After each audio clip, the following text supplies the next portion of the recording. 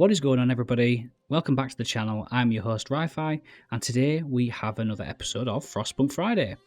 I'd like to offer a special mention to all the new subscribers and viewers that have stuck around to watch these videos. It's very humbling replying to all your messages, and I really love coming back to YouTube and seeing that little notification bell saying that I've got another comment. I love interacting with you guys, and it really motivates me to do more. And for those of you who don't know what Frostpunk Friday is, it is essentially every single Friday I post a video related to Frostpunk. It's either a guide, a walkthrough, a showcase like what we're doing today, and also what I want to start doing is a challenge where you guys send in challenges for me to complete, something crazy in game where you want me to try and do something and see if I can complete it. So I'll be looking forward to doing that very, very soon. If you haven't figured out from the YouTube title, today we're going to be looking at Endless Mode. Now, I've always said that Endless Mode is somewhere where I can go to sort of relax, unwind, have a bit of fun, but also practice my skills. If there's a certain game mode, certain scenario that's sort of been a bit too difficult for me, I jump into the Endless Mode and one of the game modes in there, and I practice for a bit. And it is endless, so there's no time limit. It lets you play the game that you love unrestricted, and there are different challenges. Different levels of difficulty along the way. So today we're going to be looking at the 3 different game modes and all the customization that it brings with each game mode. So a special mention that Endless Mode has 3 game modes. However, if you don't have the last Autumn DLC, you won't be able to get the game mode The Builders. But what we're going to do is we're going to break down each different game mode or scenario and talk very briefly about what it is and show on the screen each game mode. So let's start with Endurance. So Endurance is for survivalists. The scarce resources, bitter cold and frequent blizzards. Every day will be a struggle. So in this game mode you will be given a generator, but the resources are very scarce. So you have a big challenge to get your resource building materials in order and balance everything else in time before your followers end up dying. In Endurance mode there are blizzards. They start at, I think it's 14 days for the first one, and then every blizzard occurs 2 days faster, so it'll be 14, then 12, then 10, and then once you get to 8 days in frequency, you'll get them every single 8 days, and they last around 2 days each. So it's quite harsh having a blizzard at 14 in 14 days. Now when I say blizzard, I mean, remember a New Home scenario when you've got to fight through that endless cold at the very end? Yeah, it's like that. It's not as severe, but it's there. And by that point in 14 days in, I'll be very surprised if you've already researched bunkhouses, for example. So you're going to have to really struggle to get everything in order. It's probably one of my favourite modes because it challenges me to get better at the game. Because you'll always figure out at the very beginning if you're having a really good game mode or not. And if you do struggle at the beginning, it's quite hard to sort of gain it back with the frequent blizzards every 8 days at the end. So be warned, survivalist mode is a very difficult mode. You will start with 80 citizens, which is the standard game mode, and I believe you can get up to, I think, 700 altogether if they don't die in the freeze, which a lot of the times they died for me. Now let's look at Serenity mode. Now this is my favourite. Now on the screen now you'll see a huge base that I've built on Serenity mode, because basically it's for the constructors. There's plenty of resources, there's very mild weather and short blizzards. Build the city how you see fit. So in this game mode, blizzards last for about 1 day every 15 days, and they don't change, they don't get quicker, and it's only 1 day, so it's very easy to manage. And because there's plenty of resources, you can stack up as fast as you can into the generator. And as you can see on screen, I've got my generator running at level 4. I've got steam hubs everywhere, all the heaters are on, and there's just heat everywhere. And I'm not running out of coal because I have a steady flow of everything. And Serenity is just a mode where you can just sit back, relax, and work on your building skills. This one is probably the best to work on that. Now my building skills aren't the best, and I would love to do a guide on how to build better, but I need to get better myself, of course. But this is a great option for you to sort out where you want to place your buildings, strategic areas of like having housing sectors and first aid sectors and things like that, and really work on how you can best fit all of your areas in.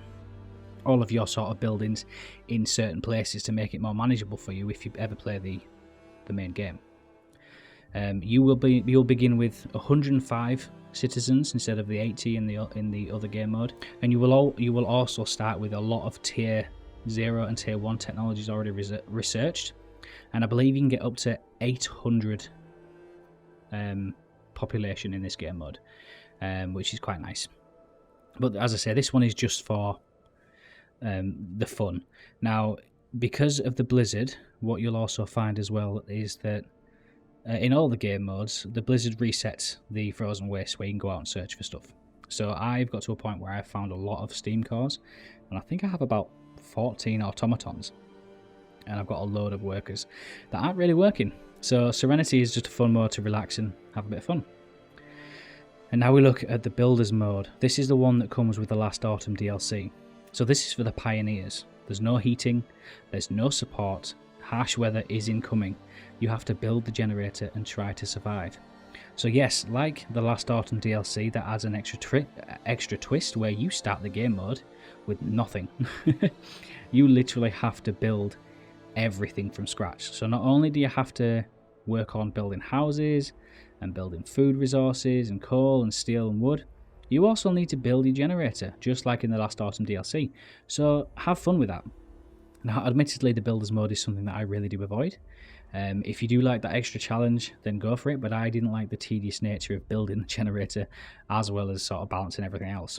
But a few information for the Builders mode who want to, sort of the insane people that want to play through it. They have blizzards every 12 days. The first 4 will only last 1 day, but then after the 4 they'll last 2 days. The temperature will always start at minus 20 degrees regardless. So whereas the Last Autumn you start, I believe, at plus 10 degrees, you will start at minus 20. So this is where the challenge is, because you need to build the heat. You'll have no heat, but you can build technology. So there's the fun. Challenge accepted. You will start in the Builders mode with 125 citizens. You'll start with 4 tents, a medical post, steel ruins, wood ruins, and a generator ruin as well. It's destroyed as a generator. Obviously you can't build steam hubs. Each stage can be completed instantly, but for each rushed construction the generator will suffer a permanent drawback once constructed. So I've had a point where I've had like heating restricted, food restricted by 75%. You'll always have a setback. So you have a choice to, once you build parts of the generator, you then have to deal with the throwback that comes with that. So this one is for sort of the insane people, as I say. You can't obviously build any automatons because you don't have a generator, but the goal is to get the generator and then fix your settlement. It comes with easy, medium, hard and extreme. And then obviously even harder game modes, you can customize it to your heart's content. So you can really make it as difficult or as easy as possible. I'd recommend probably starting it at easy, unless you're really, really good at the game, where you can start a little bit higher. But for the new players that want to come in and try endless mode, try at the lower level. Now also, endless mode brings out a new, completely unseen feature, which is called relics. Basically, relics are something you can find in the frozen wastes, which are basically like mementos of all the civilizations. You can build yourself a museum, which is only available in endless mode, and people can go and see all these relics that you find. I believe you can find 12 in each game mode, and there is an achievement that you can get for finding them all, and it'll give sort of nice little bit of lore with each item, and you can really piece together what happened in your game mode in the frozen waste. So that's a really good thing.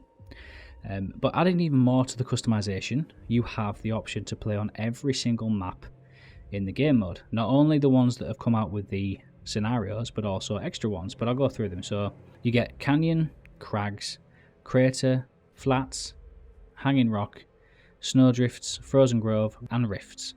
Now there's a few there that you'll probably see before, because it does add in the scenario maps that you can play, but with some extra ones. Like there's one where you can go where you're on like little platforms and you've got to build bridges to get across. Now that is an amazing game mode. I've had many times where I can't get across to a valuable resource because I've not got enough resources to build the bridge that I need to go over to that side to get the resource to build a bridge. So there's been plenty of times where I've struggled on that. But if you really do want a challenge, hit that game mode up and try the builders, which I tried and I didn't do very well.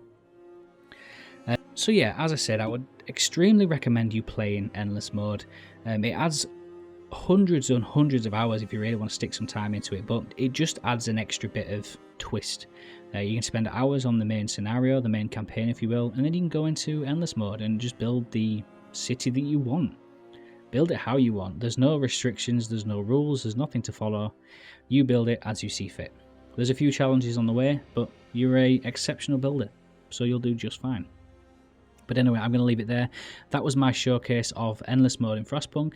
I hope you liked the video. Please hit that thumbs up. Consider subscribing. Write a comment down below. And I'll see you guys next Friday. Take care. Bye-bye.